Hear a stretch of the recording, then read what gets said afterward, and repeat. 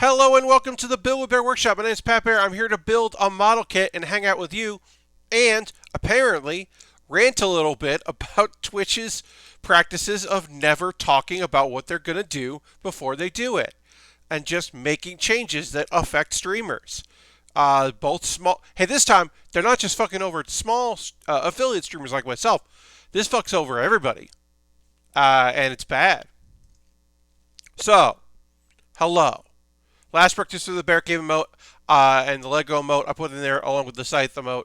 If you're currently a subscriber, you can reply with that. Hello, Lashbrook. Welcome. Happy to have you here. Now, what I'm about to rant about will not affect Lashbrook because Lashbrook is a subscriber and Dirty is a subscriber. So this will not affect you. I'm going to read a thing that Twitch tweeted out about an hour ago. Starting today, this is great news, we'll be testing automated mid-roll ads for some viewers. These ads will directly support the creator and won't run if the viewer has had an ad break in the channel recently. Your feedback is welcome to help shape this feature. So what does that mean? Can't wait for Ninja's stream to lose when he's in full circle of Fortnite and ad rolls. Yeah. So, hi Epic, also, hello. So, obviously, if you're a subscriber, you don't see ads. Now, throughout a stream, if I am a partner, I will probably take ad breaks throughout the course of, hi GM, welcome. Throughout the course of the stream, I will take some ad breaks.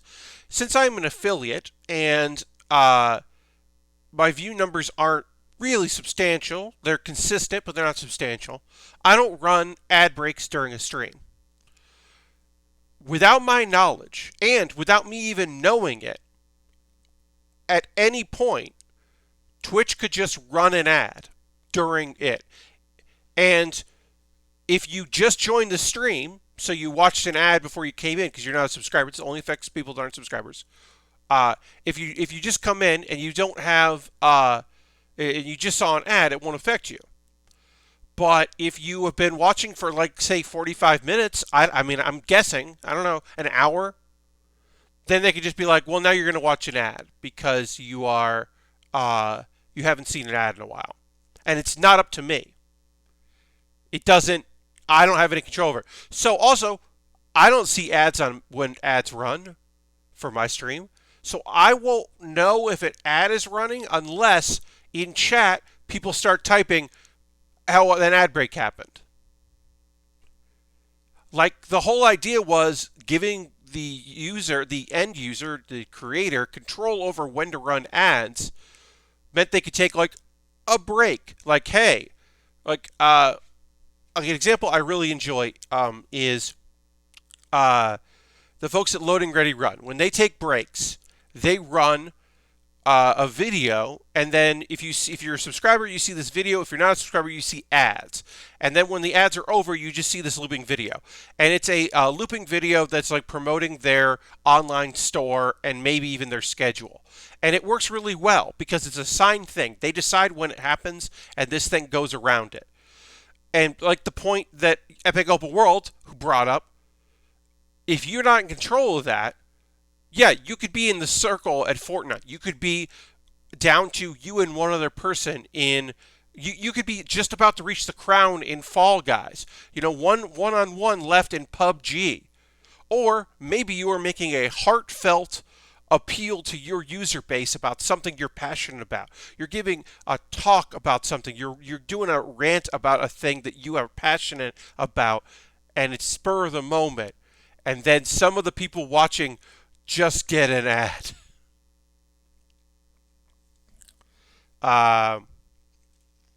Twitch, that's a nice stream you have there. It'd be a shame if I ran here, and you should probably go ahead and sub to this channel. Yeah, I mean, like, look, the solution to this is just subscribe. I mean, don't subscribe if you don't want to. Please subscribe. If it would be great, but don't if you don't want to. Notice I've been seeing blocks of 2 or 3 ads at random, but a lot more. Yeah, I mean, like, you know, sometimes it is longer ads. Streamers that are that run ads because they are, you know, might be encouraged to do. Like, I am not a partner. I'm an affiliate, but so I don't get ads that other people. I mean, I don't get. I know that partners don't get a lot more emails than I do. These things like this thing, I can guarantee you that there is a very small percentage of people who do things on this site uh, that just don't have any say in it.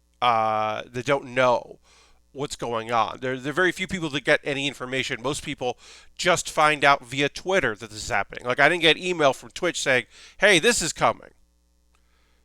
Uh, that sucks. That's feedback I've given to people that I've been able to talk to at Twitch. Is like, "Hey, you have these ideas. You need to understand that like if you tell people, like that's fine." Um, Same thing happened with YouTube. They're putting random ads in the middle more often. YouTube real bad lately. Watched 18-minute video with 5 ad breaks.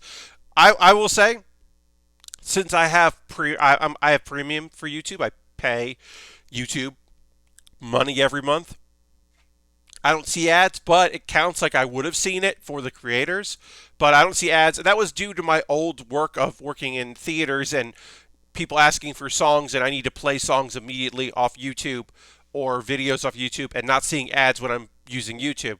So, and then the bonus of having Google Music, which is now YouTube Music because they're closing Google Music. Anyway, I have YouTube Music, and then I also have that, and I don't get ads on that or anything. So I'm ad free on YouTube, but I can imagine it's bad. But this sucks. Um, like the other thing they announced today was like, uh, we heard your feedback about VOD view counts, and we're rolling out an update to better reflect your true audience, whether that's live or offline. VOD view counts will now show a sum of live views and offline VOD views, where people legitimately were like, I guess there are some people that are like, hey, a lot of people watch this live and not many people watch it later. Are people using VOD metrics for things? I guess they are. I guess I shouldn't say that seems like nonsense. Um, but yeah. Also, I don't know if. Hmm. I also just realized I have the roll. I haven't gotten my payout yet for this month, and I hope that is. I wonder if I hit the amount of money I needed to get a payout. I might not have. I might be under the threshold for a payout. Ooh, that would be terrible. Uh, well, I'll find out in a day. That's the other thing that's really fun. Um, Everything is very bad about this. This is a peek behind the curtain. You got to make $100 before you get a payout, and sometimes I usually do. But it's very hard because it's rolling. How much? Uh, Hey, Jam, thank you very much for the cheer. I appreciate that. It's very hard to estimate because you got to take about like, oh, how many bits and coins did you get? What was this? What was their cut? What was your cut? Taxes. There are various things. It's actually hard to see. Like generally, it's like, did I have 40 subscribers? I should be okay. But if my number dipped below at a certain point that month, maybe I won't be okay. It's fun. It's very fun. Um, so I won't know until like tomorrow if I got my payout because it is usually um, on the 14th or 15th. So I guess on Wednesday I'll know for sure if I got a payout this month or not. Uh, but sometimes it's earlier, but it was a hot weekend, so it wouldn't be earlier. It's a whole thing. Anyway, let's build. I ranted way longer than I thought I was going to do, so I apologize for that. Working on the GM Guard. Uh, it's a great kit. We're going to work on that. But yeah, I'm mad about that. So, oh, Dirty just wants it. Let's refresh. Dirty, you're right. Let's refresh. Before we start working on the GM guard, because we worked on that, we're going to work on the backpack for it. Add the backpack on, and then we'll work on the head next. I'm going to hit this gong. Thank you very much. But yeah, it's mostly like, my main thing is, nobody got an email about this, right? Like, they're testing it with some people, so like, thank you. So I don't know if that's going to be me. It and I don't know, and also like I don't know if it's gonna like tell me an ad is running, or if I just have to keep an eye on chat, and then someone in chat will let me know like, hey, oh, I'm watching an ad right now. Like it's weird. So the fact that they don't tell people anything is so frustrating. Uh, yeah, yeah. Anyway, that was a weird thing to see right before we went live. Because literally, I was tweeted out like an hour ago, but I didn't see it until right before the stream started. I was just like, what the fuck? Oh, I got to go live. Well, I know what I'm going to say at the beginning of the stream. Because it's bullshit. How are you? How's everybody doing tonight? I hope you're doing all right. Um, I'm working on my model kit here. It's a Monday evening. Had a great stream last night. Working, it was really fun. I was hosting the PAX 2, twitch.tv/PAX 2, because of PAX Online, because I had a panel. And I got to tell you, folks, it is a weird experience to have a panel running live for people, like streaming a panel out that you recorded a while ago. And I remembered most of it, but there'd be a thing where I was like in my head thinking of a joke, and then I said that joke out loud, and I don't remember making that joke because I was like, like Initial D. And then I like made an Initial D joke, and I was like, what? Oh, wow, that's weird. Okay. What? Yeah, it was a strange experience. So I hosted it here on this channel, and had a few people commenting. So thank you for the folks that were there. And then PAX Online has a whole thing of they have a Discord, and they make you like have a color that is easy to see in there. And then while your stream is happening, you can answer questions to people in the Discord, and that was fun because I missed your first anime rec, but I caught the rest. So nice, dirty. Well, it's up on YouTube. I'll be promoting it in the middle with the link, but it's on my YouTube today because it just so happened that today was the day I would put up the next Pat Bear's Anime Club. So it worked out great. I was able to put that up today. Um, and on Wednesday, I'm going to put up the stuff we had to cut out of the stream. You may have noticed it ended abruptly. It'll still end kind of abruptly, but basically, we just recorded too much, and I wanted to do all of it because I was like, once I realized, oh, I'm gonna have to trim down some of the stream, and then it will to get this to fit the recording. I have to stream it down to fit the time. So then I was just like, well, I'm not gonna edit us in the quick recommendation segment. I'll just make this like a bonus feature. And I think people will like that. So that's going up on Wednesday. Last week says pretty lazy today. Watched a lot of Steven Universe. Finished the main series. Watched the movie and halfway through Future. Hell yeah, that's a lot of Steven Universe. Nice. Future is real good. I guess I had stopped watching like 6 to 8 episodes away from the end. Well, they did take a break before the final season, so I think midway through that season they did take a break, so you might have just not picked it back up when it came back, which happens sometimes. Anyway, we're putting some rockets on this backpack here. These rockets have a lot of movement, which is fun. These boosters. Yeah, it was fun to like people, like one of the reasons why I think I went over time and had to edit the panel was because I didn't have that live audience. This is only the second time I've done a PAX panel of Pat Bear's Anime Club, so I don't really have the rhythm down yet. But not having people like not feeling that, oh, we should move on, and not having that audience feedback. It was nice to kind of read the comments as we went. Most of them were very supportive. A few people were just like, like whatever. They didn't like what we were saying, or they were real weirded out by Beej's choices because Beej picks Brandon Beej Derry of Loading Ready Run picked some Beej ass choices. These are some weird ass things that he recommended. So I can understand why people were like, what? They had those Steven bombs, and it'd be like, hey, here's 5 episodes, all right, bye for a couple months. Yeah. Yes, that show came in bits and spurts sometimes as they tried to figure things out. But I'm going to drink a little water here. I apologize. But I need a little water. All right. So working on the head now. We did the chest and the backpack. And now it's time to work on the head. And we'll put some stickers on this as well, because, you gotta. And the one of the most important parts of this kit, we gotta put on the visor. The cool visor. It is. Oh, it's a cool green visor. Hell yeah. I'm so glad this isn't a sticker. Oh, I'm so glad this isn't a sticker. Look how nice that is.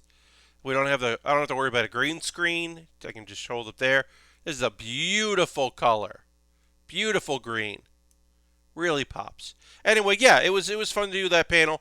I'm not going to host it tonight, but if you want to watch, if there's, we're going to go raid at the end of the night, but we will, I will recommend, if you want to go and watch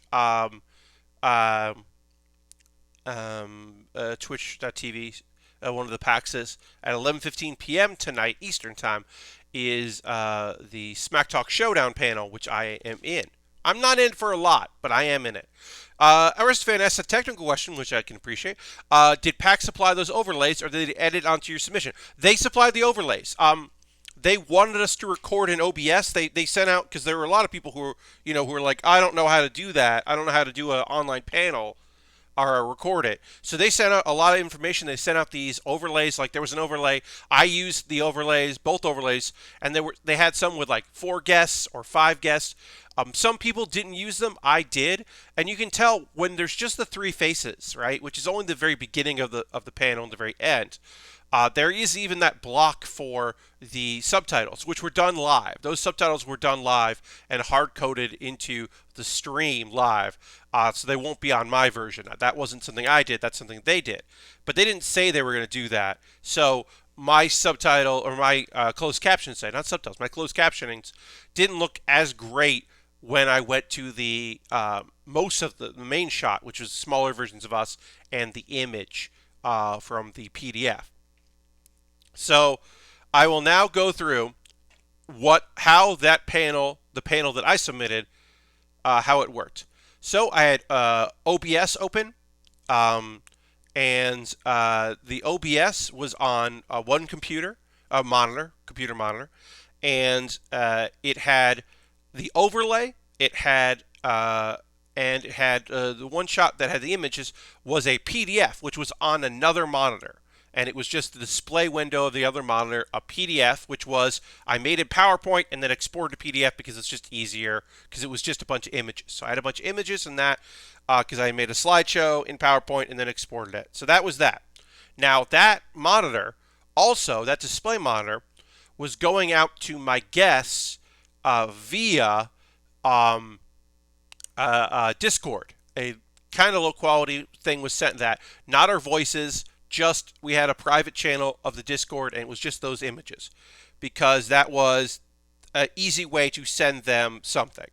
It didn't have to be that high quality. Now I could have just had them see my OBS, but then they would have seen themselves and like double, and I think they didn't want that. So then I used, for communication, for audio and for video. Hello, welcome, Ottoman, welcome. So for this panel, PAX panel, we're talking about how I did the PAX panel, Pat Bear's Anime Club, how I got that together. So for video, what I did was we used Jitsi. Jitsi is it is very similar to Zoom, but it is open source-ish, and it is free to use, and it is encrypted on both ends. And so we use Jitsi, and the benefit of Jitsi is anyone who's on the call is on the screen. So I didn't have, OBS has an issue with like disabling webcams if someone else is using a webcam. So we had that open, and then I just had myself and 2 other people, all the same size and same source. Also, Jitsi is pretty good about being pretty stable. We didn't have any issues, which was nice. And then I did 3 different window captures of Jitsi, which was its own tab in Chrome, and then I just cropped them down, and then had to do that again for both overlays. Is there a better way to do that? Of course there is. Could I have used OBS Ninja instead, which is a peer-to-peer video thing, which allows you to have a different source for each one, and then you can add a browser source for each person on the call as their own browser source, and you just get that one video? Yes. Did I know that when I recorded this panel? No. I did not know anything about OBS Ninja. OBS Ninja, a bunch of my friends who do many party streaming have been using that and seem to like it. But I started using Jitsi because Will Smith recommended it. He was using it because you also, on Jitsi, which is nice, is you can record through the app like video.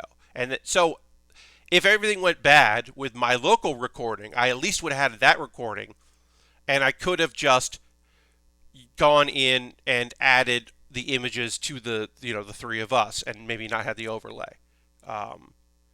So that's how I did it. I would say if I was going to do this again, I would have just shared. So yeah, the thing was I didn't want to share my images through Jitsi and have everything get reshaped and all of us get reshaped. But I should have played around with that because that might have made things easier. But the nice thing was the image quality wasn't that great sending them through a Discord. But it didn't need to be that great because really they just need to get most of it was just like words and a photo. So they didn't really need to see what I was seeing. It would be different if I had done video. I'm also very glad that I didn't do video because I would have used PowerPoint, and PowerPoint is annoying when you have two monitors because it wants to do dual monitor stuff, and it can be frustrating. So I didn't have to worry about that, which is great. I'm very glad I didn't have to worry about that. So it's very convoluted. I loved OBS Ninja when I've used it. Yeah, so Loading Ready Run apparently uses OBS Ninja because they said oh, you should look into this because my guests were like, hey, you should check this out. And so I looked into it, and it does look pretty awesome. And I know they're doing that for their multiple. Thanks for the insight. So no problem. I like talking about technical stuff. This is stuff I don't get to do that often. Really, what it comes down to is I was going to do Google Hangouts, but if I did Google Hangouts, what I would have had to do is open up OBS first so that my webcam is active, and then start a Google Hangout, and then my guests wouldn't have been able to see me because my webcam wouldn't be open for them, and I would have had to use my own webcam and not have it through that, which is the nice thing about Jitsi is Jitsi allowed all three of us to be there, and I could record that. Pat Bear made it tech stream. Yeah, and it was a lot. I know other people, did things certainly differently. The video that was on right before I streamed, they did it through Skype, and you could just see the quality go bad as the recording happened because the host's internet wasn't really strong enough for that. And Skype's thing is if they're having a bad connection, they'll just make the image quality worse so that the audio is good, which is nice. I mean, sometimes you do get audio hiccups on there, but lately that's been their call, is just we'll just make it look bad. And that's fine if you're on a phone call. It's not fine if you're recording things. Skype is complete garbo. I'm so surprised that somebody used Skype. I was very surprised to see that. I had a hard time getting audio shared succinctly over OBS Ninja, but I think it was an old version. Yeah, I've heard the modern version is pretty solid about audio. Some of the live shows have the stutter from what I've seen. Yeah. I mean, also, I'm so grateful that everything worked out, but I do think that a lot of people were like, oh, I don't know how to record this, and people were using, Google Hangouts, or they were using, I know one person, I talked to somebody who will remain nameless, they did two free Zoom sessions because they got disconnected and had to keep going, and they had to patch them together. And and I try not to use Zoom, but it probably would have made my life a little easier. Uh, and I know a couple people that did it through Discord, which is also totally reasonable, I think, because they had game footage.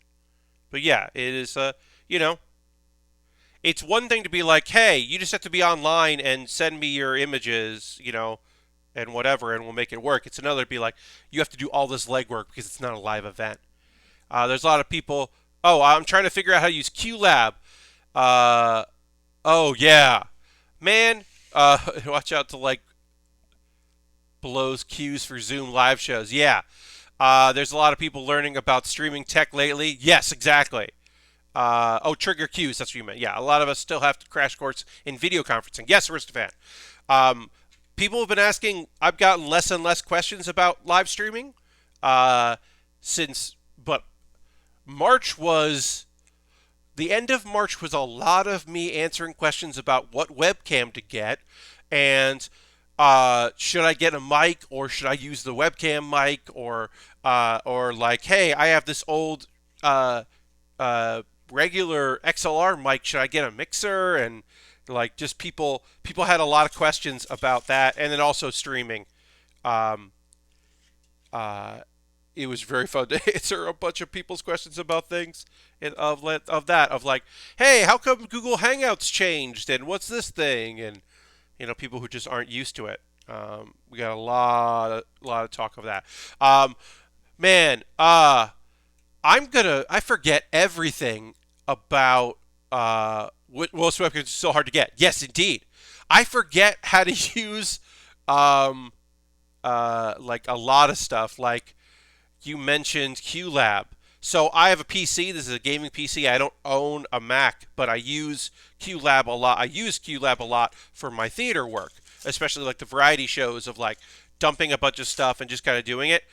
I haven't used QLab since March, and I'm definitely gonna have to take a crash course in it again the next time I'm in a theater because I do not remember all of the stuff that I just learned by osmosis because like all Mac software, you learn by doing it, and then somebody who also has used it just goes, oh, did you know about this? And you say, no, I didn't know about that. And then they show you a thing that makes your life so much easier and that you never would have known about because it's a Mac software, and that's just part of the history of the Mac software. Oh, QLab is great, except I don't remember how to use it. If you're talking to your coworkers who are also in their pajamas, you don't need a fancy setup. Yeah, Epic World. I mean, a lot of it is for broadcast, right?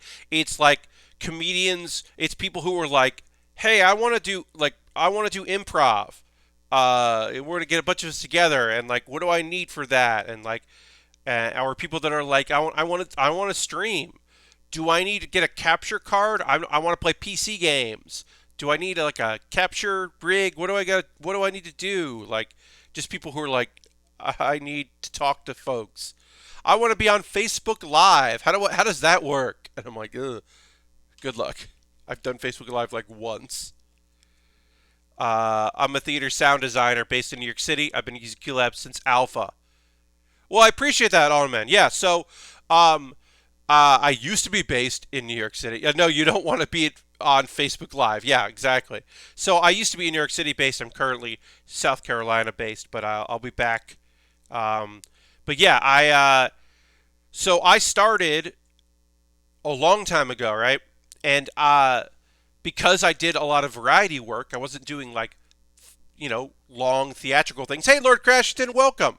I wasn't doing like theatrical plays with like a lot of prep time or anything.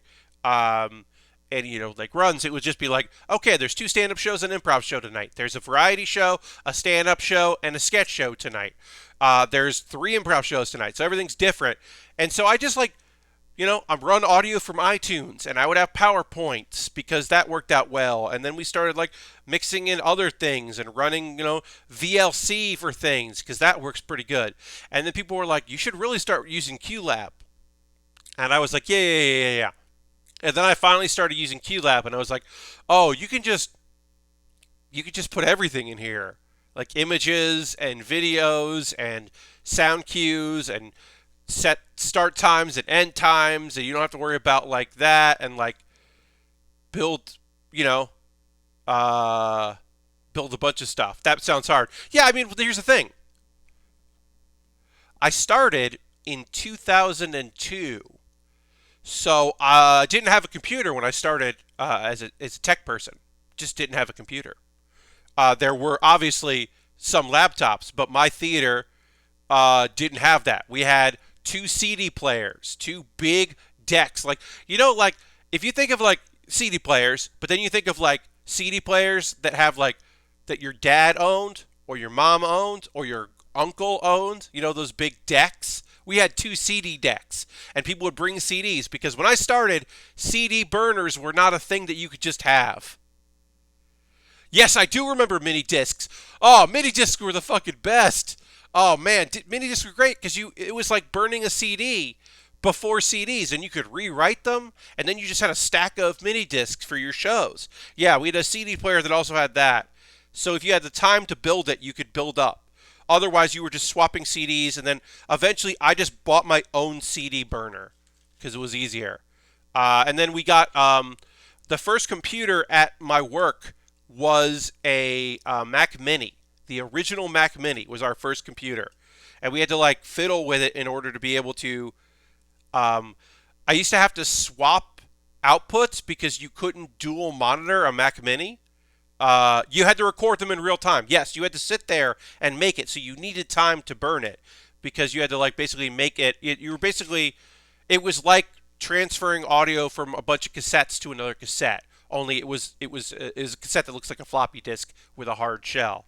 Um, Look up, folks. Look up mini disc players, not digital, analog mini disc players. It's a whole thing.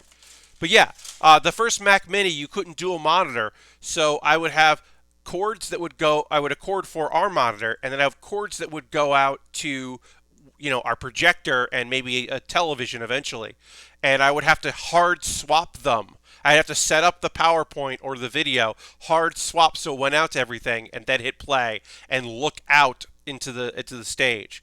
That I did that for way too long before we got like anything better. We eventually got an iMac, and having an iMac was so nice. Not having to do, just having the monitor in the iMac and then also, sending it out. Oof. Uh, I had a mini disc Walkman back in the day that was left in the ceiling above my bunk when I was in. Oh, that's awesome. I used to put all kinds of doorknobs and doorbells on them. Oh yeah, the things are only a second long. Yeah, so you had to send it so that it wouldn't go to the next track, but you could do that in a mini disc player. Yeah, so there's a website that was a godsend to me in the early days because we'd have a sound effects CD, right? You'd have a sound effects CD, but then eventually we got the best thing in the world, which was I found the website sounddogs.com, and you could download WAV files or MP3s of sound effects. Because this is before YouTube. Because now you just type it into YouTube and you get the sound effect you need. But back then, that didn't exist, and we found a website that had sound effects, and that website was incredible because I didn't just have a CD with a gunshot on it that we would pull off. We had multiple different kinds of gunshots, and because I used to have to if someone was getting shot multiple times in a sketch, I would have to, in the old days, the very early days of me being a tech, I would have to hit the gunshot several times on the Discman or the mini disc player, and then eventually you could just get a thing. Sound Dogs is way higher quality. Yeah, it is, but that was there. I didn't know how to find sound effects, so it was incredible that you had access to that. Yes, they have thousands of gunshots, but you can get a bunch of them and string them together. You didn't even need to audio that. You didn't need to edit that yourself. You could just get it. It was.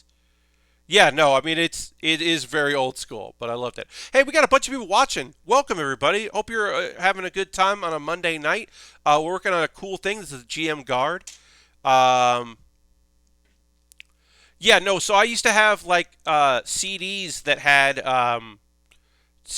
yeah, you'd get a sound effects CD that had like off telephone and thunder and like some whatever. You just had like like birds chirping or whatever, and you just like it would have 52 tracks on it, and you had to know what tracks you needed, and then you'd build your thing, and then eventually you'd build a disc, like you'd have the computer and you build a disc for a show, or you just eventually we had a computer that like with an iMac, then I could just rip people would burn CDs, and then eventually people started showing up with USB drives, and then obviously now people just send you a link to their Google Drive or their whatever else they got in the cloud. Even iCloud sometimes people will send that, which is rarer. But then then people started sending things like that, and you're like, oh, okay, now I have, and I'll just build this based on your Google Drive or whatever.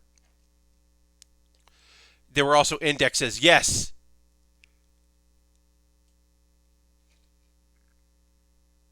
Um, but yeah, no, it was a whole thing. It was a whole process. Uh, Figuring out that you could, if you had a bunch of images you had to show, but you also had to have audio cues, and you could just embed the audio cues in PowerPoint, was such a like cool thing that I used way too long before I started like uh, before I eventually was just like, I need something else to show video. I need to be able to see what's going on. We eventually had to swap that out, but that was super important. Oh, I need to do this like this. Yeah, got to put these on the outside. Putting together our waist here, but yeah. Um, Yeah, technology has come so far since I started doing this.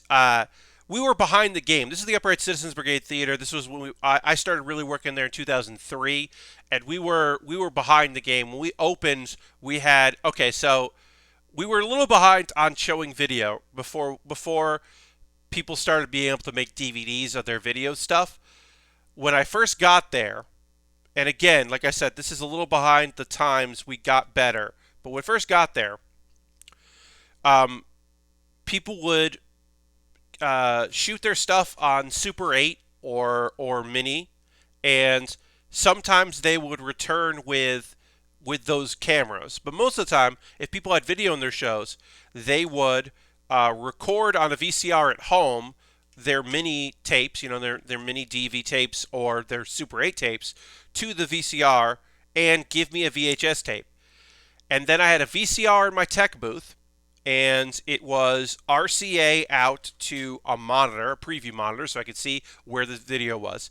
And then it would go out from coax from the VCR out to two TVs. And then what I rigged up is this was my big invention when I came into the theater. The thing I rigged up that was fucking rad. The power cables to the TVs ran to the tech booth, so I could power the TVs on when I wanted to show video. And so that way I could preview the VHS tape without it going out to the audience when I didn't want them to see it. And then eventually we got a projector, and so I had to figure out how to preview without sending it to projector. And then eventually we did get a black box, a black burst box, I should say.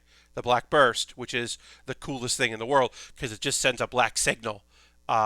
Because some TVs, especially if they're using HDMI, if you're not sending a signal to it, they didn't do anything. But yes, the solution of being able to turn the TVs on from the tech booth was, I felt like I'd really figured something out.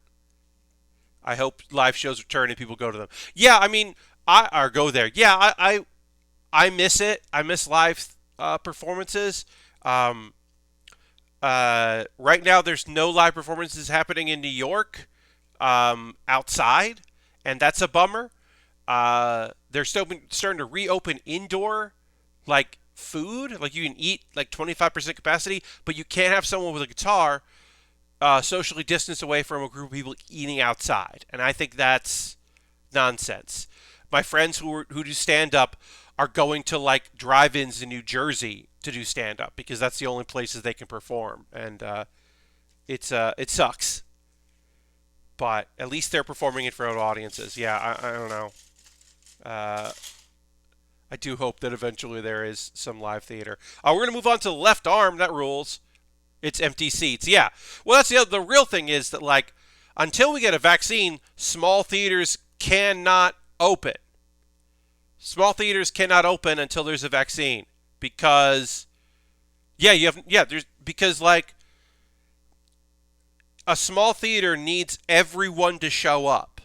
Like, there were a bunch of theaters before this that happened that were certainly not in a good place, and they needed to sell out every night, and they aren't going to be able to do that. They aren't going to be able to do, minimal capacity. They can't afford to do that. But they also, so it's just a bunch of places, until there's a vaccine, can't really reopen. Um, Outdoor stuff is a different story, but we're running out of outdoor. I mean, we're running out of daylight right now. In New York, it'll be dark before 7 o'clock now until next year. And big ones can't afford to produce at 25% capacity. Yeah, I mean, like Littlefield in New York, I guess, is trying to do that.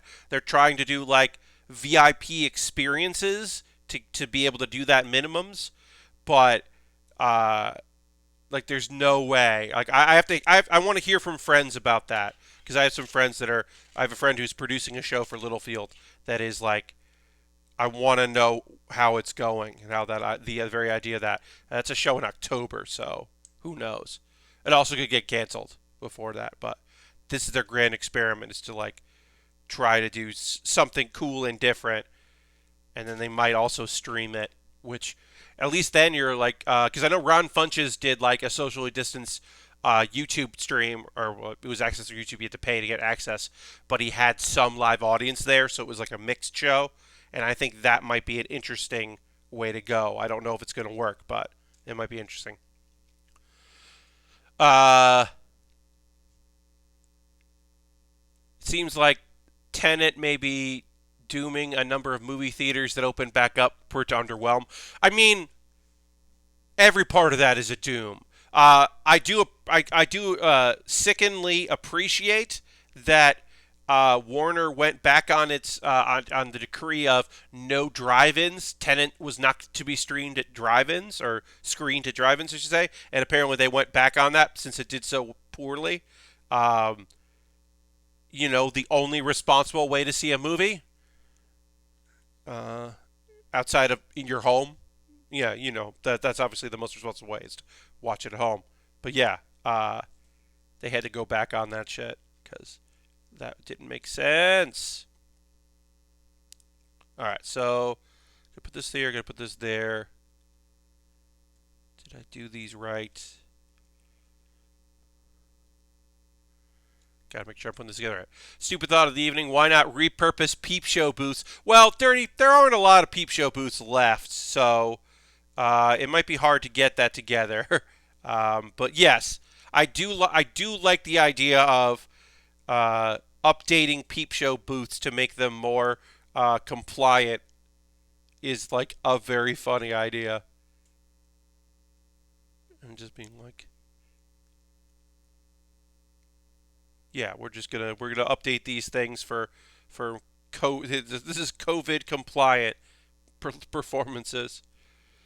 Uh, They said Wonder Woman 84 is going to be in theaters in December, and that seems like a pipe dream. I mean, Epic Open World theaters are opening up. It's just not a lot of them. I mean, I already don't like. Yes, I was Giuliani got rid of them, and then uh, uh, when he left, all of the spaces that had been given like waivers for not being up to fire code, so new businesses would come in, suddenly started getting fined because Bloomberg was like, I don't like these waivers. I'm taking them all away. All these businesses that opened in places that they shouldn't have now have to, update or get out. But yeah, Giuliani made it easier for other places to come in to replace all of the peep shows. Which mayor was it that cleaned up New York to get rid of those back then? Yeah, so that was Rudy. Rudy Giuliani did that in the early 2000s. He in the late 90s, early 2000s, he tried to clean up Times Square, and then that extended outwards. Uh, and he, to be fair, did do that. Oh yeah, they were everywhere. They were a staple of New York. Uh, there used to be a when I first started coming to New York in the '90s, the mid '90s as a teen.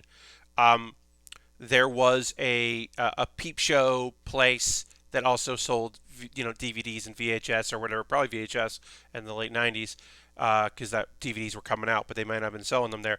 But they were right in New York in Times Square, and they had a banner that said "Welcome to Times Square," and it was accurate. It was like, yeah, this is Times Square, y'all. But that did change. I started watching, I was there when all of the, M&M World shit started coming in. Man, when Toys R Us opened that was a big goddamn deal. When WWE World opened, then eventually became the Hard Rock Cafe, that was a big deal. I mean, the thing is, uh, Disney also invested a lot of money in Times Square. Yeah, totally. So here's the thing. When you were a New Yorker, you didn't like Rudy Giuliani. And then, he was New York's mayor, but you were still like, yeah, he's New York mayor, but we don't like him. New Yorkers don't like Rudy Giuliani. He's New York's mayor because he's the mayor when things got rough. So it was a thing where it was just like, it was never, it was never like, it was always a tenuous situation. But it was like, well, you're the mayor of this awful period in New York, so we'll give you a pass, I guess. And then he was like, oh, cool, I got a pass. I guess I'll just be a nightmare. And we were like, oh, well, never mind then. We were going to give you a pass. Now a lot of us will never. When you're a New Yorker, you hate your mayor. Yeah, I mean, like, I didn't like Rudy. I didn't like Bloomberg. I don't like De Blasio.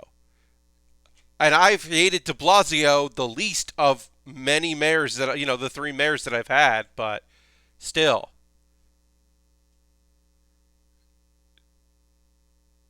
Yeah, exactly, Epic World. I mean, that's basically it. So, I've never liked the mayor of New York in all the time I've lived there because I've only had three mayors. Uh, you think they'll be great and they always disappoint. Yeah, I mean, like, they're always. Here's the thing. Les Bloomberg was gonna be better, but then he fucking figured out how to get three terms, and you're just like, this sucks. But I want to look to see, like, I want to look up this thing right now, because When did Rudy start? Uh, I'm looking this up. Sorry, I'm literally looking up. Okay, Rudy Giuliani was 8 years. Yeah, because of course he was. When was Dinkin? Yeah. Yes. So Giuliani was mayor when I first moved to New York. I missed out on Dinkins, but he'd been mayor for a long time when I got there, and then I was there for all of Bloomberg because Bloomberg was there for 12 fucking years, and then I was there for a few years of De Blasio. Uh, Ed Koch is also a piece of shit. Yeah, yeah, yeah. Bloomberg spent millions of dollars to try to become president, which is, yes, that is hilarious. He ran a very poor exploratory campaign that did very badly. But yeah, Bloomberg like figured out a way to be mayor for longer, and if anyone liked him before that, they certainly didn't like him after that because it really was just like a clear garbage. He figured out how to become mayor for 12 years and then made it so the next guy couldn't do that, which is a real like, well, if you didn't think it was wrong before, you definitely thought it was wrong after because you were like, oh, Fuck off. Yes, Dinkins, fuck that guy too. Yeah, I was not around for Dinkins. I don't remember him. But yeah, I was there for Giuliani and Bloomberg and uh, De Blasio, but not there for for a few years for De Blasio. 6 years, all basically his whole tenure as mayor. It's a whole fucking thing. But yeah, um, the larger thing we were talking about was technology and figuring out streaming stuff, and it's been maybe my biggest adjustment is like I grew up in Jersey, so I wasn't there, but yeah, yeah. Um, my biggest thing was I moved to South Carolina here a couple months ago, and so I've just had to get used to different, internet and all that. Like, um, I was on a stream and we were using Discord for audio and for screen sharing. Well, turns out if I use Discord for screen sharing and I'm watching someone's screen, my audio is very bad. So I can't do that if it's video, if we're sharing video. So I can't do that. So I was on a stream and I had to watch, I was in audio and Discord, not screen sharing to watch what they were doing. And I was watching with a slight delay on Twitch, and that was fine. And it's most likely something to do with the way they're audio encoding on Discord, um, because we didn't have webcams. We weren't using webcams, so it was the easiest way to do it. And I appreciate that and understand it was the easiest way. And I'm the only one that was negatively affected by that. But it was a little weird to because I would just be like, yeah, I'll just have this going. But then I also couldn't get audio because it was Animal Crossing, so I didn't really need audio. But I didn't have audio because if I had audio, I would have then also heard ourselves talking with a slight delay, and it would have messed me up. Hello, thank you so much for the follow. I'm gonna see the okay. So build report. I got build report. So Plamo build report. Thank you, Plamo build report, for the follow. I appreciate it. Uh, Hello. Yes, thank you for being here. Welcome. Working on the GM Guard Custom High Grade. I've done a GM command before, but this is the first time I've done it. How did I get into Gundam? So I never built I never built model kits back when I was a youngster. Never did like glue stuff or whatever. But I got into Gundam Wing when Gundam Wing came out on Cartoon Network and Toonami. I got really into Gundam Wing, and I had already been watching a lot of fan sub stuff. I've been watching anime for a few years, but I had never watched any Gundam. So I got really into that, and I really wanted a desk scythe. And I would go to an import store that I eventually started working at. Um, and the person there was like, "Well, you could buy a model kit and build yourself a model kit of it if you want to do that." And I was like, "Oh, I don't want to work with glue or anything. I'm not really good with that. I never, I didn't build paper. I didn't build like not paper, but like wooden airplanes or anything like that, or model cars or anything like that." It's like, "Oh, you don't need glue. There's snap kits." And I was like, "Sold." I built a high grade of the desk scythe, um, and then just started buying other kits and building other kits and trying master grades and trying um, all kinds of different stuff, like playing around with a bunch of different kits. And then I eventually started working at that store, and I was the only one that liked model kits. And so they would ask me to build some kits. Um, so, if you're going to start with Gundam, I love Wing, but also it because Wing is the second ever out of Century, because there's the Universal Century, which is like this long history, and sometimes it reflects other things and it's like reimagining of other things a little bit, but it's mostly this one long history. Then there are things that are outside the Universal Century. The very first one was G Gundam. The second one was Gundam Wing.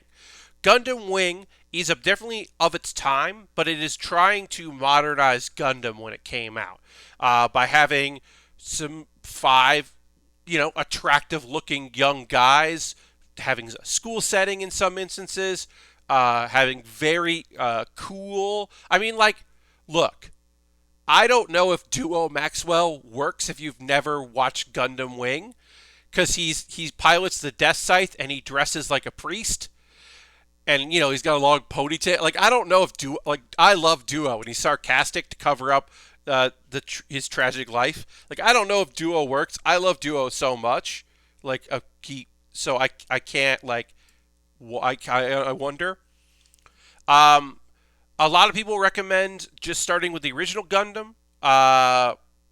Gundam Origin, kind of watching the movies is a way that a lot of people recommend that. 8th MS Team is a short, like, self-contained thing that a lot of people recommend, and I do think is excellent. I actually recommend, if you like to look at the 70s stuff, I recommend. It's brutal, but it fucking gets Gundam. It was a mid 2000s, or yeah, mid 2000 teens, early 2010s. Yeah, early 2010s. Iron Blooded Orphans. The art is incredible. The designs of the Gundams are fucking so awesome. They're just so good, and it's a brutal series. It's called Iron Blooded Orphans. So it is definitely rough. It is a rough, hard show, but it holds up, and it really gets what Gundam has always tried to say. Because one of the things about Gundam is it is the dichotomy of big robot series. Big robot series face this problem. Every big robot series faces the same problem. Mechs are inherently fucking cool, and also they are tools of war. And Gundam in particular features a lot of times your main character being very young people. So they are, in a sense, child soldiers in a war they don't fully understand. And in fact, the point is that war is hell. And war is never the solution. And humans, no matter who they are, even if they were born in space and think they're different, are still monsters. But also, holy shit, this robot looks rad as fuck. And it's got a beam saber and a big gun. And it's hard. And so sometimes this Gundam as a franchise fails the second because it focuses so much on the first. And Iron Blooded Orphans does not fail on the second. It does not fail on showing humanity in all its foibles and its tragedies.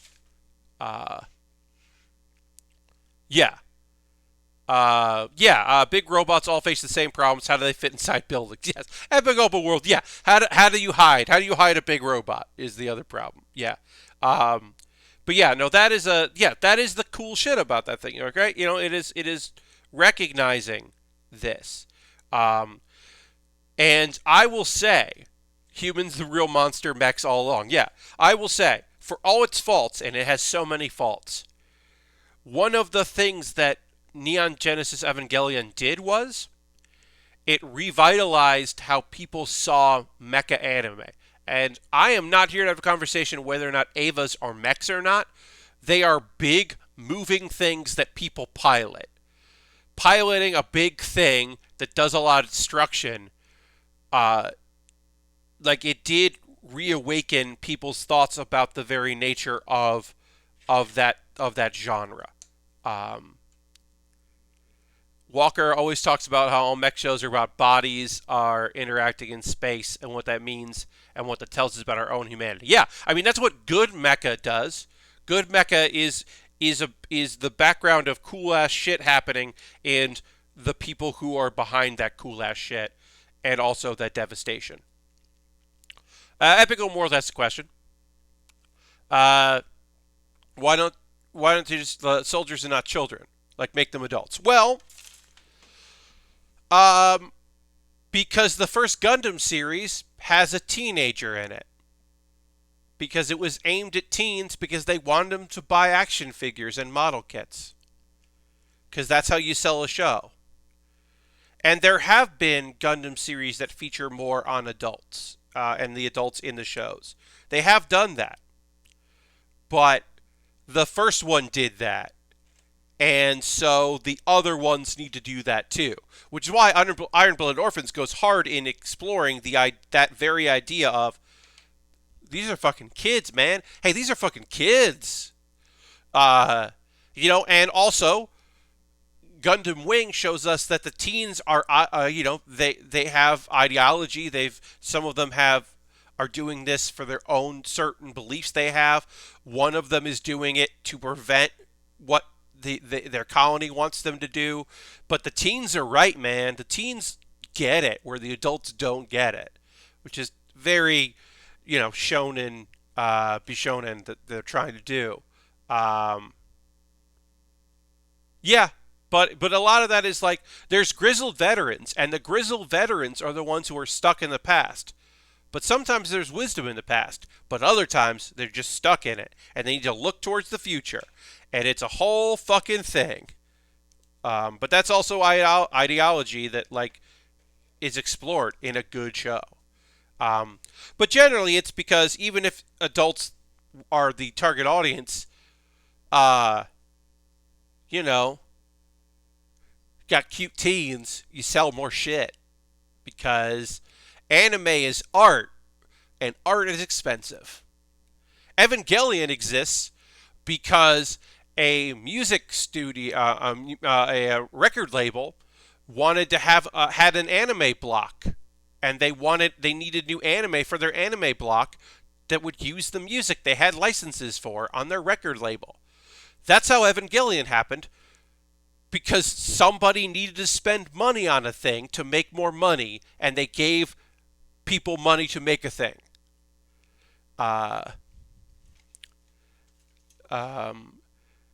The last season, or the side story for there's some like HBO equivalent, or maybe even more like Showtime equivalent paid channels in Japan. And some really cool anime comes out of that because they're just like original creations that got to put out there. Like Tenchi Muyo we have because of that, and including War on Geminar, which is one of the Tenchi Muyo from that world, same creator. Like, that exists because this channel exists, because it probably wouldn't have worked anywhere else, but somebody was able to be like, 40-minute episodes, it's not Tenchi, but he looks like Tenchi. He's Tenchi's half-brother? Okay, we'll do that. Sure. You're never going to say Tenchi's name in the show? Okay, we've got money. Yeah. Why does anime and JRPGs always focus on teens? Yeah, I mean, it can get creepy. You're not wrong. Hey, welcome, X, big, Gabex. That's big, and then big spelled backwards. I see that.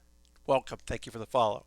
Yeah, I mean, like, I get it. I get what you're saying in Epic Open World. Like, my thing is, how nice is it for me that there's a show that's kind of ecchi? It's a romantic comedy, but it's a little ecchi. They get some jokes out of, like, falling into boobs and stuff like that. And even though the character looks young, Uzaki-chan wants to hang out. They're college students. That's so much more fun than me having to constantly be okay with a 2,000-year-old reincarnated demon flirting with two 16-year-olds who, when the series starts, are 15 and turn 16 in a couple episodes. Because they're in demon school, which is, I guess, high school. And you're like, okay. Okay. Man, I wish the Demon King Academy was college courses, but all right. But also, like, I'm 40, so whatever. Like, I don't know if I am the target demographic for the Misfit of Demon King Academy. I don't know. I just know that I'm gonna keep watching it because it's way better than it has any right to be. Anyway, hi. I'm going to take a pause for the cause. If you're new to the stream, this is just a thing where, like, for a couple minutes, I'm just going to talk to you about ways you can support the channel if you want to. You are under no obligation to do that, but these are ways to support if you're interested. I don't run ads in the middle of a stream, and I hopefully won't ever do that. But I do take an ad break, kind of like halfway through the stream. It's a conversation. Uh, First and foremost, if you're currently a subscriber, you can throw the Bear Cave, the Lego, the Scythe emote in the chat. Let the people know. Subscribing is a great way to support the channel. You can use Cash Money. You can use your Prime Gaming if you want. If you have Amazon Prime, you linked it to your Twitch. You get one free token a month. It's the same thing as cash. Or you can subscribe. Gifting a sub like Bobby and Silverstreak is a great way to support the channel. Or you can... also, it's September. So all this month, if you're a new subscriber, not a returning one, if you're a brand new subscriber, you get a discount if you subscribe. It does not apply for gifts. It does apply if you're converting within this month. So if you're gifted earlier and you want to convert that, you get a discount. So that's a nice way to support the channel. Bits and coins are also always appreciated. We got Jam cheered me earlier. That was very nice. Thank you, Jam. I'll be hopefully very brief about this, and then we'll get back to building. And I'm also going to talk about the 3 anime shows that came out since my last stream on Saturday, because I got 3 things to talk about there. But yeah, I also have a Patreon if you're not interested in becoming a subscriber here, because $5 a month just isn't good in your window in the budget. Well, I have a $1 and a $3 tier there. If you're watching this later on YouTube, hi YouTubers, you can see all this in the show description, all the links that I'm about to put here. If you're watching the VODs, pop over to the chat. If you're watching this later on VOD, there's that. I have a Patreon. You can join my Patreon. Direct donations, one-time donations, because everything that I get through donations, Patreon, Twitch, goes to me buying model kits. Because once I build a kit, it's done. So if you want to support the stream by making a purchase, you can do that direct there, and it'll go to me buying kits. I have a fund. All that money goes into buying that. I have a wish list. This kit was bought by a viewer named Gus. Thank you, Gus. I have an Amazon wish list, so if you want to buy something from that, it comes to me, and I build it on stream. I've got, I didn't move that in another spot. I've got an RD100 I never built, which I'm going to move there. I've got some high grades in there. I've got some Lego sets in there. Bunch of different stuff. Ooh, that Lego Pursuit of the Joker is down to $24 with Amazon Prime. It's a good price for a bunch of paying that whole Batman tax, paying the DC tax on Lego. It's still a good price. But yeah, I got model kits on here that I would love to build, and you jump the queue. If you buy something off my wish list, or if you buy something from USA Gundam Store, which is another way to support the channel, I'm about to put that in there. If you buy something from USA Gundam Store, you buy a gift card from there, because I don't have like a wish list on that site. I wish I could figure that out, but you could buy a gift card there and then send me a DM. And I will take that money and buy something. I have a bunch of kits coming to the end of the month from some stuff that I pre-ordered and some stuff that people sent me gift cards that are pre-orders from USA Gundam Store. I'm excited to work on that in the future. But yeah, it really does help. You're under no obligation to do any of that stuff. Hey, if you want to, I got a Discord you could join. That's fun. That's a fun time. You can join my Discord. I post build photos at the end of every stream. People post photos of stuff they're working on. Slowbird just put a bunch of posts up, which is really fun. A bunch of cool stuff that they've been building. Some stuff that I don't work on because it's just like cars, like model kits of cars. It's just like neat. And trucks. That was very cool. You can check that out. If you didn't watch my PAX Online panel last night, Pat Bear's Anime Club, well, I got a link to it. I put it up on YouTube today. And so that is 58 minutes of a panel of myself and 2 guests recommending anime that we think is awesome and kind of talking about the shows in depth. My guests picked some weird-ass shit. Some really weird stuff. Some modern, some classic. Only one of the shows we recommended is very hard to find But everything else is like on Crunchyroll or Amazon Prime or Funimation, so you can watch it. There's one show that's a little difficult to find, but it sounds really weird, and I appreciate that it was recommended. And then, oh yeah, Baering the List, a weekly show. If you like, tier maker lists, I do a weekly one every Wednesday. If you missed last week's, it was on animals. Those are quick little fun videos. Also, this Wednesday there'll be a new Pat Bear's Anime Club bonus because when we recorded, I realized we were going to go over an hour, and I didn't want to cut my guests off, so I just kept going, and then I chopped that segment out of the show. It's quick recommendations, so it'll be another 6 shows, but recommended rapid fire. It's like I forget how long the video is, but it's like it's cut content. I finally have bonus content from a panel because we weren't live, so I was able to just instead of forcing people to not be able to talk, uh, I just we did that way, and I think that worked out really good.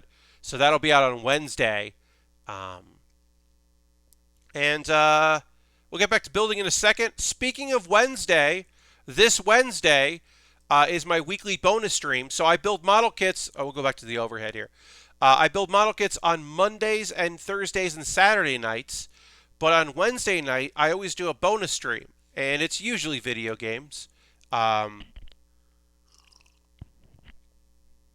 and this Wednesday, I am going to be streaming a Pokemon Emerald randomizer run. This is not a Nuzlocke run. It is just a randomizer run.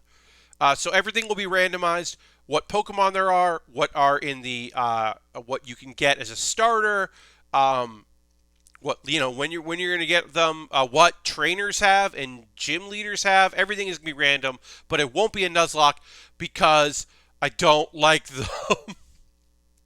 I don't like Nuzlocks, so my heart isn't in it. So we're just going to do a randomizer and check it out. Hey, I just saw this on Twitch. Facebook Gaming has secured a licensing agreement with the music publishers to music to be played on partnered streams. So what is your deal, Twitch? I mean, their deal is they don't want to make a deal with music publishers. They'd rather just get rid of Twitch Sings than deal with publishers. Also, Facebook can do that because nobody fucking streams on Facebook.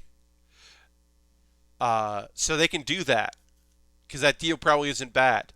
Whereas Twitch probably wouldn't be able to make a similar deal. They would make a deal that is not good for Twitch, probably. But also that's partnered streams. And also, how many people are partnered on Facebook Gaming? Yeah, they don't want to pay all that money. That's it. How many people are partnered on Facebook Gaming? What are their numbers? What are their view counts? Dragon Dogma Anime. Oh, that's right. I forgot about that. Amazon would have to subsidize it. Yeah, and I don't think they want to. Maybe they want to, but I feel like they probably don't want to. I'm just going to look ahead and see.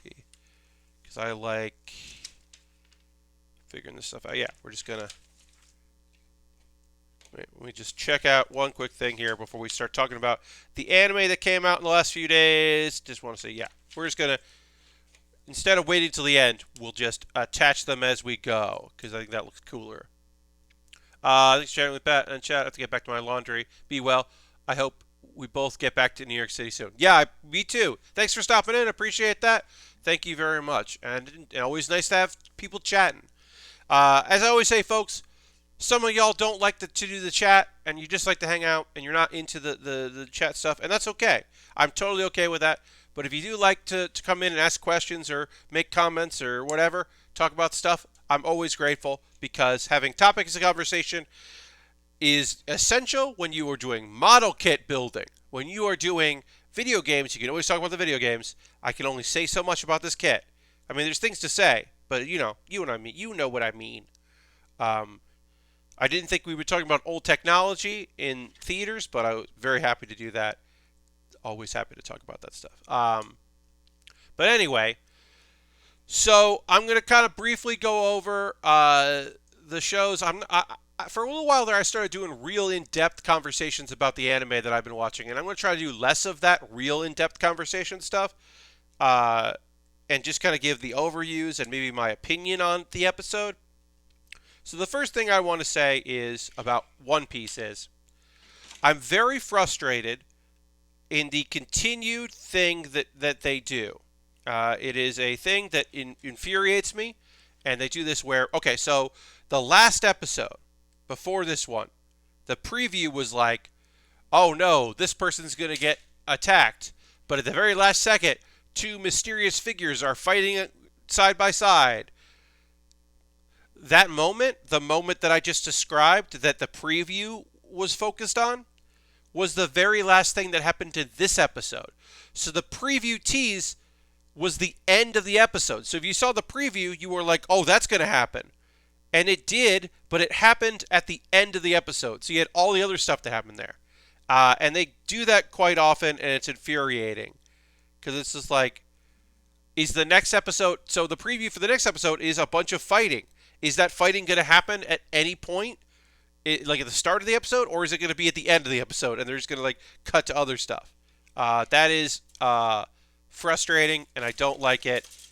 And I know you got to tease, because you want people to watch the next episode, but I think that is frustrating, and I'm not a fan.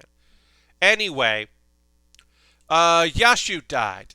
That happened in the last episode, and it sucks because that guy was cool. And this episode was really about him being dead, and we learned more about the smile fruits. Now, if you follow One Piece, you know that smile are artificially created devil fruits that Caesar made.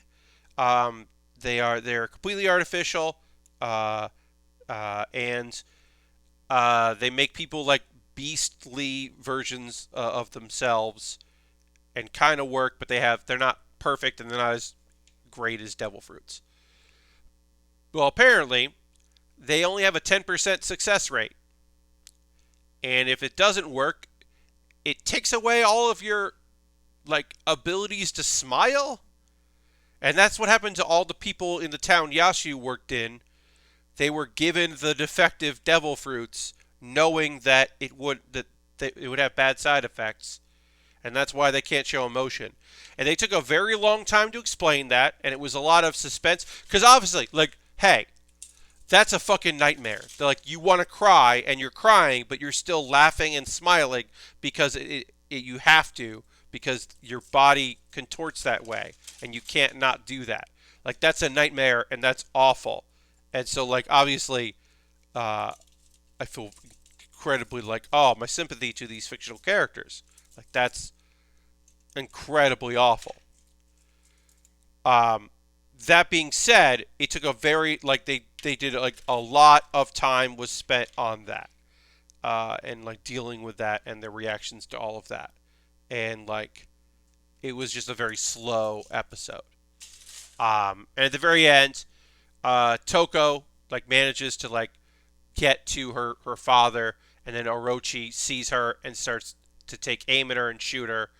But Zoro and Sanji stop it right at the last second, and they're both like, they do this thing that like, it's kind of fun, because we haven't seen them fight next to each other in a long time, because Zoro wasn't in the last arc, really. So there's a moment where they're like, they both like come in to help out, and they're like mad at each other because the other one showed up to help, because it's like, I got this. No, I got this. But there's going to be a big battle, and we'll see what happens. They got to protect her. But it looks like we're getting some big fights in there. And so the next episode should be pretty cool. So Ninja Collection. It's a weird series, but I'll tell you a little bit more about Ninja Collection. If you haven't been watching Ninja Collection, last week there wasn't an episode. I do not know why. They just took a 1 week off. But these are like 4.5-minute episodes. They are like oddly paced, and they are the animation style is weird. Like, there's a lot of voiceover. You don't really see a lot of lips moving, because it's like kind of like stop animation style. It's cool. I think it's a cool series. I know some people don't like it, but I think it's pretty cool. But the basic premise is there are monsters in this world, and just about every episode has been anyway, just like people dealing with the monsters that are out there in this episode, and then moving on to the next episode to figure out what's going on with the next part, and then moving on to the next episode to figure out what's going on there. But it's like they're demons, and then a ninja shows up and takes care of the demons, and that's it. That's it. And then they go to the next episode because they're all self-contained. Except I forgot a step here, folks. So I got to go back and do the next step here. So sorry. I need B2. There's B1. There's B2. Great. Forgot a step. So this episode, there's a young girl. Her dad is in the hospital. He seems to have some issue, and the doctors say, we did all we can. It's up to him now. So she goes out to get him a coffee, and she looks into a room, and there are a lot of candles, and a man's in pain, and then a creature crawls out of a guy's mouth. I told you, there are monsters and shit in this. But yeah, a creature crawls out of a dude's mouth, and it was like, what the fuck's happening right now? But yeah, and she like hides from him, and then he goes into her father's room, and he comes out, and he's holding like a sack. It looks like a sack, but it might be a body. And then the ninja is talking to the man the creature climbed out of, and then he disappears, and the ninja's like, I'll take care of her. And that's how the episode ends. So I think that the creature that came out of the guy's mouth was like inhabiting him, and then came out to take care of what was wrong with the guy, whatever that sack was. Maybe it was a body. But he, and then went back into the body that he was inhabiting. Creature crawls out of the mouth every day, Pat. I don't understand why this is out of strange. Yeah. It was just like it was a weird part of the episode, but I thought it was neat. Yeah, it is a weird series. Yeah, I don't know what else to say about it other than like, yeah, shit's weird. Shit's weird. Hey, shit's weird. In Ninja Collection. But yeah, they've all been self-contained, but this one I guess isn't going to be. I guess we're going to get a part 2 in episode 10, because I think this is episode 9. Yes. It was also odd because like nobody's talking about this show, so there was like no like tweet about it being delayed. Like Crunchyroll didn't say anything about it. Like I was like, oh, was there only 8 episodes in the show? I kind of believe there was only 8, but I guess there's at least one more, I guess. Which is just, it's weird to like not know if a show is done or not. Because it's like a short subject show. And no one I know besides, nobody else I know is watching it. And then, okay. So, hey, a whole lot of fucking shit happened in God of High School. God of High School, probably the best show this season. I would say this season is actually kind of weak overall. There's a lot of like good shows, but I don't know if there's any excellent shows. But this show is like the closest thing to excellent, I would say. It's a very good one, at least. God of High School. When last we left, Mori was fighting Ippo, and looked like he had him beat with using his cool new stuff that he learned. But he does not have him beat because this dude awakens his Cherokee, or Chariok, which is like your chi hidden power. Your people make deals with gods to borrow power. And our man, his Chariok is the nine-tailed fox spirit, which is a legendary high, like, there's like a bunch of like deities, and then there's like upper deities, and this is the thing that like a god created, or the god created, and then became so powerful that God wanted it dead, and then that he was mad and destroyed like a portion of heaven, and then came down to earth to rest. And so it basically makes Ippo like visible flames coming out of him, and he like his hair looks different, and he has like his hair kind of becomes fox ears. It's a good look. I mean, it's a fucking good look, but it definitely is different from what he normally looks like, which we really haven't seen. Most of the time, you don't see people physically transform. Generally, you just see like the shadows of some sort of entity. So him transforming was odd. That was different.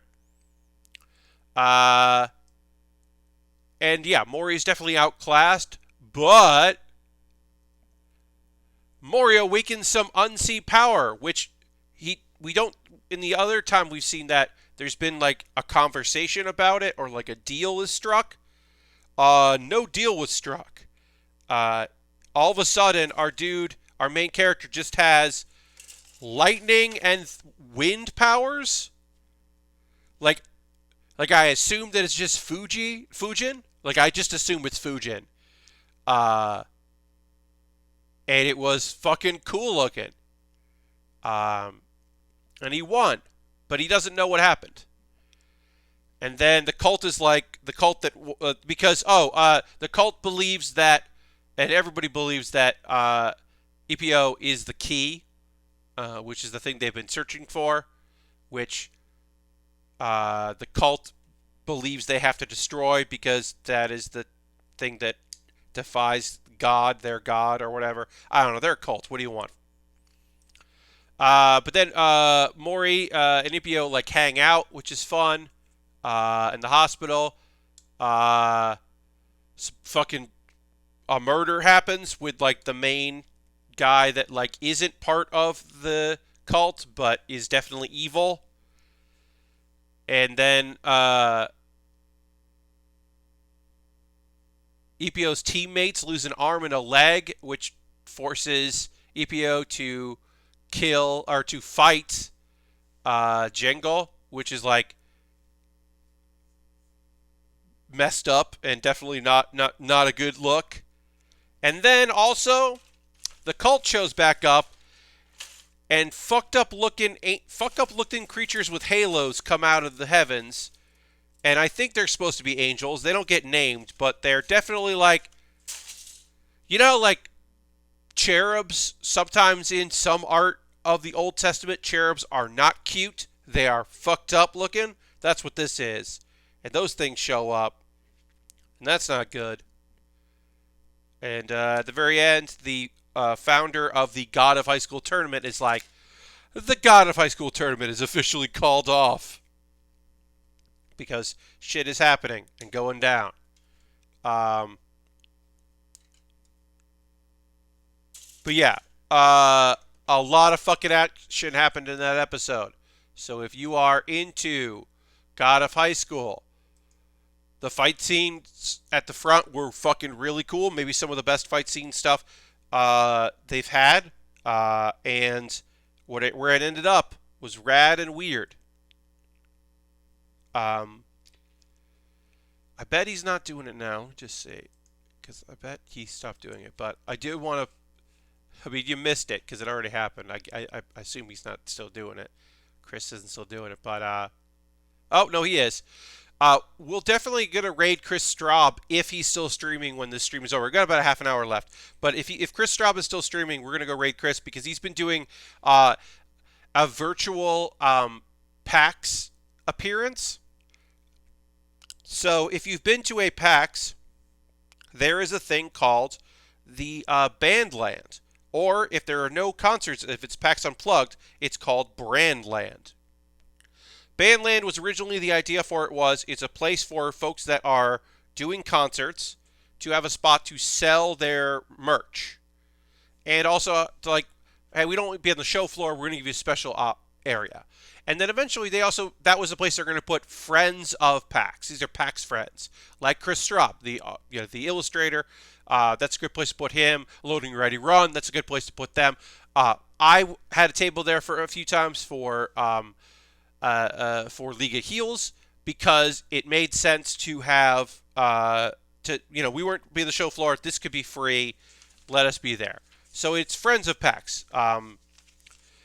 So he through Photoshop and a bunch of other layers of things, Chris has been streaming as if he was at his table in Bandland. And it looked great, and it was really fun. He's got like background noise of that he like built a soundscape that even includes like trailers for games that would have been at PAX, and there's like weird bodies that move in front of the table, and people have been like doing bits in the chat. Like I did a bit of like, can I leave my bag here, or like whatever. Uh, it's a good bit. So if he's still streaming, at the end of the stream, we'll go raid him. If not, we'll find someone cool to raid. But I thought that was a fun idea, and as somebody who has been, it was really fun because there'd be people who would like comment like, "I've never been to PAX, but now I feel like I have." It's a good joke. Uh, I mean, I have no idea. Epic Open World. I don't look. So, the news was reported today that CBS has sold the CNET brand, basically CBS Interactive, which was comprised of CNET and probably TV Guide, which is wrapped up in CNET, um, and definitely the TV Guide channel, I should say, and Giant Bomb and GameSpot have been sold. Yeah, TV Guide is in the CNET something. So basically, they're interactive. They're digital stuff that they purchased a few years ago. They have sold that, most likely because there's a bunch of sites. Yeah, so basically, a lot of the sites that they picked up that maybe Viacom didn't want because the CBS Viacom thing happened. So looks like those sites were sold to a group that owns a lot of different stuff, but not much in entertainment. Um, and Gersman wrote on his Tumblr that like he doesn't know a lot. There's a bunch of meetings. He's doing some family stuff this week, so he's gonna miss some of those meetings. But there's a lot of meetings that he is basically going to be a part of, and I'm sure they'll talk about it a bit tomorrow. What they'll say, I don't know. What it means for anyone, I don't know. What it means for Giant Bomb and GameSpot and CNET, I don't know. Uh, what it means for the staff and budgets and the future. I'm sure some people don't know, and some people, are who really knows. It's not a merger.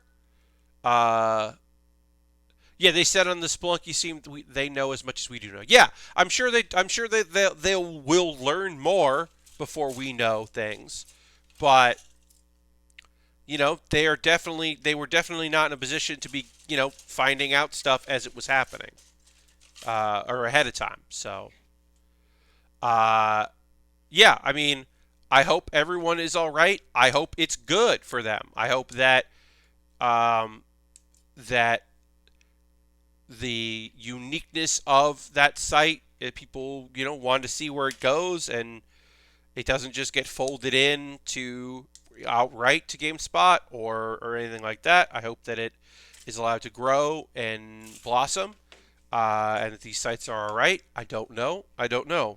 How any of this is going to work. Um, it's an acquisition. It's a sale, not a merger.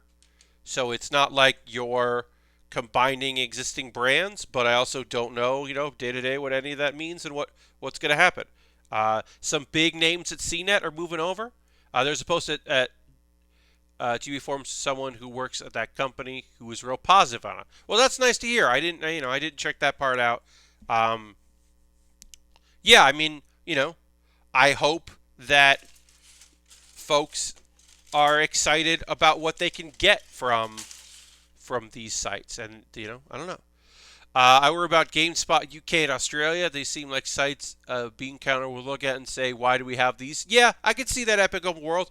If it's not a lot of unique content to the area, um, that's totally possible. I have no idea. Like, who knows? Maybe they were just like, CNET. That's a name that can make us money. And they don't care about the other sites, but they got the other sites. Uh, I don't know. In the same way that uh, when Whiskey Media was sold off in parts, the people didn't really want, they wanted tested. They didn't really want screened. So they were happy to get tested. But yeah, screened was not going to be part of their long-term plans. Uh, and they also wanted the wiki technology and all that more than they wanted. Uh, More than they wanted one of the sites. Like, so I don't know. I don't know what these people wanted and what they got and what is like. Oh, we got that as well. Whatever. Like, I don't know. I'm not, I don't know the deal. But I'm hope my friends are gonna do okay.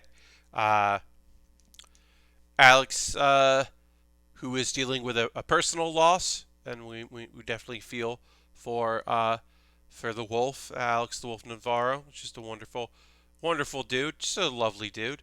Um, Tweeted a thing I really liked, uh, which was weird year. Anyone notice this? Which I just think is just a great tweet. Uh, Well, Epic Open World, you roll them together because you don't know that they're very different and they serve very different audiences. You just go, why are there two gaming? Why do we have two video game sites? Why aren't these just CNET video?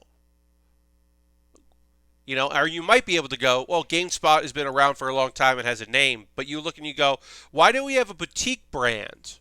In the same way that GameSpy existed for a while when it was the same owners that had OneUp, and eventually they were like, why do we have GameSpy? We already have OneUp because we already meshed all of Yu-Gi-Oh into OneUp. Why do we have GameSpy? This doesn't make any sense because they don't know that they serve different audiences. I don't think it makes sense to do that, but I also don't know if they know that because it's all fucked and weird and scary, and I don't know. I'm hopeful that people end up in a good spot, but I don't know. A lot of friends at those companies, and there aren't a lot of big alternatives. Just roll it on the game facts and call it a day. Yeah, I don't know. Maybe, yeah, right. Like, they just all brand it Metacritic. Like, I don't know. They're just like, hey, these are all Metacritic sites. Cool, we're done. Yeah, I don't know. I don't know what they're gonna do, what this company is gonna do, and what they're interested in doing, and like, what their knowledge base is of what they bought and what they get for that. I don't know. I hope I hope everyone does all right. Yes, it is. Yeah. GameFAQs is part. Yes, I believe GameFAQs is under the GameSpot banner. But yeah, but like maybe somebody at that company high up is just like, I know the name GameFAQs. Hell yeah, we should just go with that one. That's a great name. That's a great name that people know. But really, if they do that, then they'll just roll it all into CNET because CNET has incredible SEO. So like, if anything, they would just bunch all of it up into CNET and be like, let's just get rid of these things. CNET's doing. I have no idea, Epic Open World, how that works, what that means, if part of the merger was staff and equipment and locations. Lord Crashington, so I have heard, said that I know that GB's database is where Twitch gets its individual game categories. Yes, so the Giant Bomb Wiki has an API that Twitch uses. So if you're looking for a game to categorize, I'm playing this game, and you can't find it, it's because it hasn't been added to the Giant Bomb Wiki. Now, supposedly, I don't know anything for sure. Supposedly, that Twitch has been moving to do their own thing that doesn't involve that API. They said this like sometime, I believe, at the end of last year, in a TwitchCon last year. They said that they were moving to a new way to categorize stuff. They were going to work on a new way to do it. Now, If they're going to do that, I don't know. If they've done that, I don't know. But it was always said, like, if you have, from back when Twitch was associated with the GameSpot TV Family Insights. I mean, it's just like, the Giant Bomb Wiki is a great reference or a great API reference. So it is uh, incredibly smart of them to just make use of this thing so they don't have to do it themselves. Back when you want to start adding categories and games, and you want to just add all of them, you could just import that, and then all of a sudden you have it. So, like, for a long time, having Brad Lynch, aka Marino, photograph your game at PAX, having him do that meant that your game would be definitely show up on Twitch, because otherwise you didn't know. Uh, but if you happened to be at PAX and he happened to see your game, or he always did that for indie. He always did the indie mega booth. Take a photo and make a page for it. Then you would show up, and you would be playable on Twitch, or categories on Twitch. It is a great service that he provided that I'm sure a lot of people had no idea was happening. That was the reason. All right.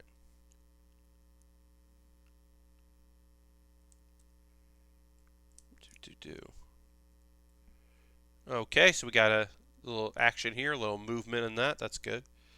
I'm okay with Metacritic going away. Yeah, I mean, luckily it seems like the metric of Metacritic score has gone down as far as like bonuses. It's not necessarily the same hot item it used to be, which is good for everyone. If it isn't that, one would hope that that continues. But yeah, I hear what you're saying. Mostly it's like I don't mind Metacritic if you want an overview of what's going on in the world. I do mind it if it's tied to bonuses and performances and all that. I think that is a bummer. But if you just want like, hey, here's what a lot of people are saying about this game. Here's what a lot of critics are saying. I don't want to go to every one of these sites. I want to click on the game and see what a lot of people are saying. And you ignore the user reviews, I think you're going to do okay.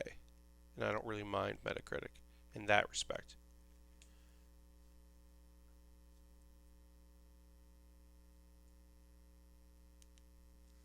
Just putting our legs together here. Oh, that comes together pretty neat. That's neat. Pull that down there. Over there. So we're going to stream for a few more minutes, and then, like I said, we're going to raid. I'm going to see if our boy Chris is still going. If not, we'll find another stream. But I think that's just a fun, silly thing to go raid. That'll be fun to do. Again, my next stream is this Wednesday at 9 p.m. Eastern. I will be streaming. I will be doing a randomizer of Pokemon Emerald. It is not a Nuzlocke run. It is just a randomized run, so we'll just see a bunch of Pokemon in spots they shouldn't be. And maybe we'll, I don't think we're going to get a legendary at the beginning again, but who knows? Maybe we will. But most likely we'll just get some cool Pokemon. And hopefully our starter Pokemon will not be... we won't end up in situations where our starter Pokemon doesn't have any moves that can take on other Pokemon. We'll get one that starts with moves that we can use.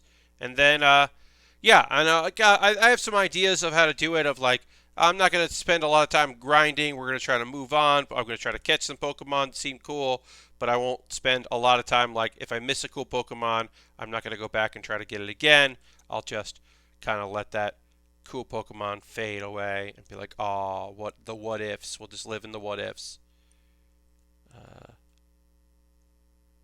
I think that'll be fun. I think it'll be a good time. But that's on Wednesday. if GameSpot and Giant Bomb get giant offices and real studios out of this, that'd be great. Yeah, I mean, I don't know. Obviously, like, also, uh, who knows? Who knows if, like, obviously that kind of doesn't have to be a priority, right? Like, the equipment that is suddenly the property of these companies, this new company could just go to some warehouses in San Francisco and uh, in New York, and then figure it out from there later and be like, oh, we're going to move people and we're going to get this gear and how to get this stuff. That could be a thing they deal with later because they don't have to worry about it right now because they can't go into an office. So yeah, it's a lot of questions that hopefully we'll get some answers so that our friends and people that we like know what the fuck is up. I'll say one thing: watching this stream tomorrow, when I watch the Bombcast tomorrow, I will definitely hide chat because I am not interested in all of that conversation. I'm interested in hearing from them. I'm definitely not interested in a lot of just running theories and people going with the old joke of people leaving or whatever. Like I'm making announcements in chat about people leaving as a joke, but then people don't know it's a joke, so they think that someone is leaving. Ugh, it's so annoying, and I hate it. The giant desk is great. Yeah. Speaking of today's anniversary of them getting the big desk for the West Coast, watch the mailbag today. Nice, yeah. That desk is great.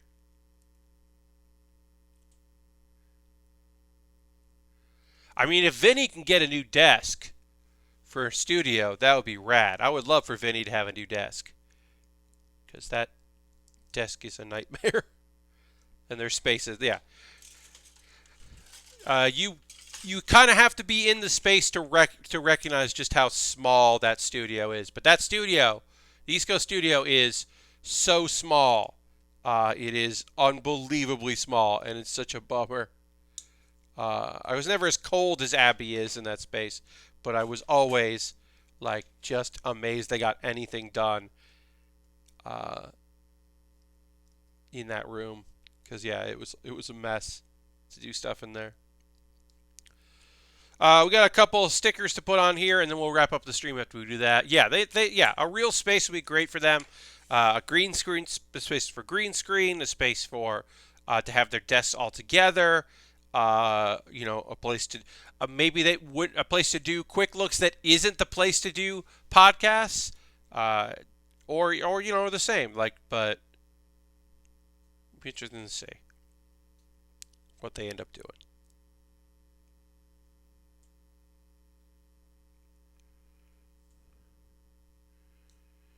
All right, so we got to put some stickers on here on this piece here.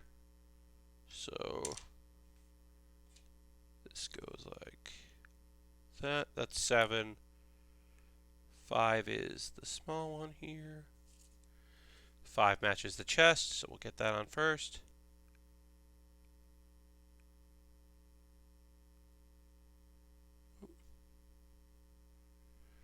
One there. Pat that down. And then 7 or 6 is this one, which just goes around it. Obviously, if this was a master grade, then we wouldn't be putting on these large stickers like this. We would just be putting on these would just be layers of plastic, and it would look a lot better. But we don't have that. This is a high grade, and so this is the choice they made. Let's put the stickers on like this. That's just the choice they made. They did their thing. And then one more sticker, which is this one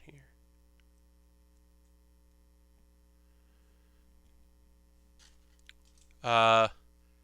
They were so close to enjoying a studio with proper ventilation too. Yeah, I mean that would also be great. But yeah, I don't know what's going on over there. But I'm hopeful that things work out for them because they're all great people. And I want good things for them. Anyway, that's going to do it for our stream. We've got most of a leg done here. We'll attach the foot and the ankle there and then do the other leg. and then we'll do the shield and the weapons, and also we'll do some water transfers because we got a big water transfer on here that I definitely want to put on because I got to put on this CV69 on a shield because that's great. I want to put that on there. Got to put that on there. So that'll be on the next stream. We'll probably get to that, but because we just have a lag in that. And then when that's done, we will most likely move on to our next build, which is a Lego build. So that'll be after this, though. After this part. Oops. Put this on here. Messed that up. But yeah, we're going to go find somebody to go raid. Thank you very much for being here. As I said, we are going to go ahead and find some cool folks, someone cool to raid. We always end with a raid, share the love, and also, I know for my West Coast friends, it's still very early for you, so we should find something for y'all to go and check out and see. Let me just check in to see what he's up to. But I believe we're going to go raid Chris. But I want to go and start his stream up first before we go and do a raid. Because I don't want to be him be like his outro screen up or something like that before we go and do it. He's not even on stream right now. There's 70 people watching and he's not even on camera. I wonder if he's been on camera lately, if he's away or what. But we're going to go raid that because it's just nonsense. So we're going to go raid Chris. You feel free to come along if you want to see something weird. He'll probably be back.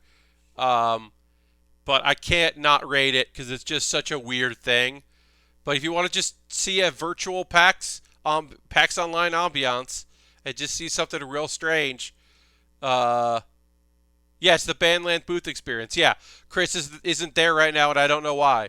But we're going to go raid him because why wouldn't we?